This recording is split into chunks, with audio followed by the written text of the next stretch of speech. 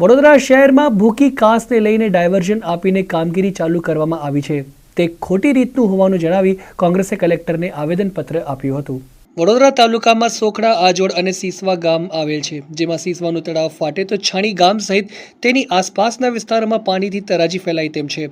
તદુપરાંત ભૂકી કાસને ડાયવર્ટ કરવાની કામગીરી શરૂ કરી છે। એ ખોટું ગણાવી ભૂકી કાસના ડાયવર્ટથી નવા વિસ્તારોમાં પાણી ભરાશે તેમ જણાવી આ કામ કરતા પહેલા વડોદરા શહેરના જાણકાર નિષ્ણાતો તથા પાલિકાની જોઈન્ટ કમિટી બનાવવી જોઈએ।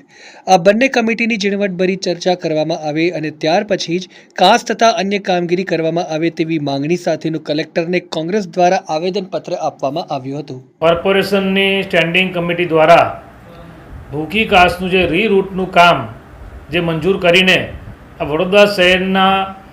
નગરજનો માટે ફરી જે પૂરનો ખતરો ઊભો કર્યો છે એના વિરોધમાં વડોદરા શહેરના કલેક્ટરશ્રીને આવેદનપત્ર આપ્યું છે। આપણે સૌ જાણીએ છીએ કે વડોદરા શહેરમાં જે ભ્રષ્ટ ભાજપના શાસકો દ્વારા જે માનવ સર્જિત જે પૂર આવ્યું અને એ પૂરમાં જે શહેરના નગરજનોને જે તકલીફ પડી છે, જે આર્થિક નુકસાન થયું છે એનું તો ભરપાઈ થઈ નથી, પરંતુ જે નિઝામપુરા સમા વિસ્તારમાં જે ભૂકી કાસ છે અને ભૂકી કાસની જે કુદરતી કાસ જે પાણી જવાની જગ્યા હતી ત્યાં જે ગેરકાયદેસર બાંધકામો જે છે, ધારો કે ટ્રાન્સપેક હબ છે, જ્યાં છે જે જૂનું બસ સ્ટેન્ડ જેને કહેવાય, એવી રીતે બીજા પણ બધા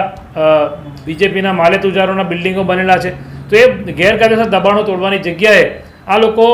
જે 40 કરોડના ખર્ચે જે રોડ રસ્તા બન્યા સમા કેનલથી ગૌરવપથ, એને તોડીને 46 કરોડનું જે નવું કામ લાવીને શહેરીજનોને પૂરના પાણીથી રાહત આપવાની જગ્યાએ ફરી મુસીબતમાં નાખવાનું કામ આ ભ્રષ્ટ શાસકો કરી રહ્યા છે, જેના વિરોધમાં વડોદરા શહેરના કલેક્ટરને મેં રજૂઆત કરી। કારણ કે જ્યારે પણ શહેરમાં પૂર આવે તો વડોદરા શહેરના જે કરતા ધરતા કહેવાય, કલેક્ટરશ્રી કહેવાય, એમના અંડરમાં આવતું હોય છે। માટે કલેક્ટર સાહેબને કીધું છે કે આ જે ભૂકી કાસનું કામ, જે રીરૂટિંગનું કામ જે છે, જે સ્ટેન્ડિંગ કમિટીએ મંજૂર કર્યું છે, એને તાત્કાલિક એ કામને રદ કરવું જોઈએ। અને કલેક્ટર સાહેબ જે નોલેજવાળા, ટેકનિકલ નોલેજવાળા જે લોકો છે, સારા સ્ટ્રક્ચર એન્જિનિયર હોય, સારા એન્જિનિયર હોય, એવા બધા 5-10 લોકોને ભેગા કરીને એક કમિટી બનાવો અને આ વડોદરા શહેરમાં ફરી વખત પૂર ના આવે એ માટેના પ્રયત્નો થવા જોઈએ, એવી અમે રજૂઆત કરી છે।